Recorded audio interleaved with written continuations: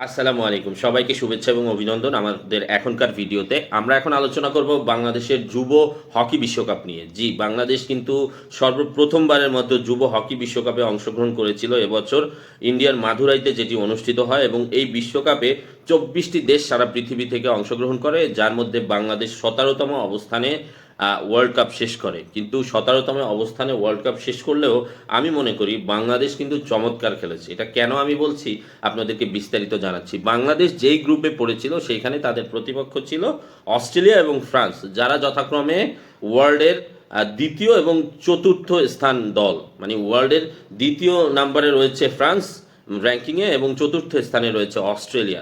জি, এই দুই দলের সাথে তাদের খেলা পড়ে বাংলাদেশের, যেখানে বাংলাদেশ প্রথম ম্যাচে অস্ট্রেলিয়ার সাথে আপনার 3-5 গোলে হেরে যায়। 3-5 গোলে হারে। ভাই, বাংলাদেশের র্যাঙ্কিং হিসাবেই নাই, কখনো ওয়ার্ল্ড কাপই খেলতে পারে না হকি বিশ্বকাপে, সেখানে বাংলাদেশ ওয়ার্ল্ডের 2 নম্বর দলের সাথে 3-5 গোলে হেরে গিয়েছে, যেখানে 3টি গোলই করেছেন আমিরুল ইসলাম, যে কিনা আবার এই ওয়ার্ল্ড কাপের ম্যান অফ দ্য টুর্নামেন্ট হয়েছেন। জি, ঠিকই শুনতে পাচ্ছেন, এই ওয়ার্ল্ড কাপটা বলতে গেলে ওয়ান ম্যান শো ছিল।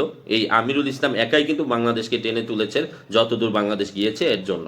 আর দ্বিতীয় ম্যাচে ফ্রান্সের সাথে মুখোমুখি হয় হচ্ছে বাংলাদেশ। ফ্রান্স হচ্ছে ওয়ার্ল্ড র্যাঙ্কিংয়ে 4 নম্বর দল এবং ফ্রান্সের সাথে প্রায় কিন্তু ড্রই করে ফেলেছিল। লাস্ট মুহূর্তের একটা গোলে 2-3 গোলে ফ্রান্স জয়ী হয়, যেখানে 2টি গোলই করেন এই আমিরুল ইসলাম। জি, শুধু বারবার আমিরুল ইসলাম কেন বলছি, বাংলাদেশ যে এই 17তম অবস্থানে গিয়েছে সেখানে আমিরুল ইসলাম হচ্ছে আর্লিং হল্যান্ড, নরওয়ের যে প্লেয়ার আর্লিং হল্যান্ডের সেই ভূমিকা পালন করেছে। এটা কেন বলেছে, আর্লিং হল্যান্ড কিন্তু নরওয়েকে টেনে ওয়ার্ল্ড কাপে তুলে নিয়ে এসেছে। এবার 2026 বিশ্বকাপ ওয়ার্ল্ড কাপ ফুটবলে কিন্তু আর্লিং হল্যান্ডের নরওয়ে খেলবে, যেখানে বাছাই পর্বে হল্যান্ডের প্রচুর ভূমিকা ছিল।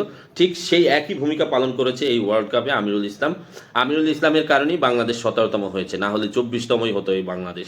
যে ঠিকই শুনতে পাচ্ছেন, এই আমিরুল ইসলাম কিন্তু আপনার 6 ম্যাচে 18টি গোল করেছে এবং 5টি হ্যাটট্রিক রয়েছে, যেটি রেকর্ড।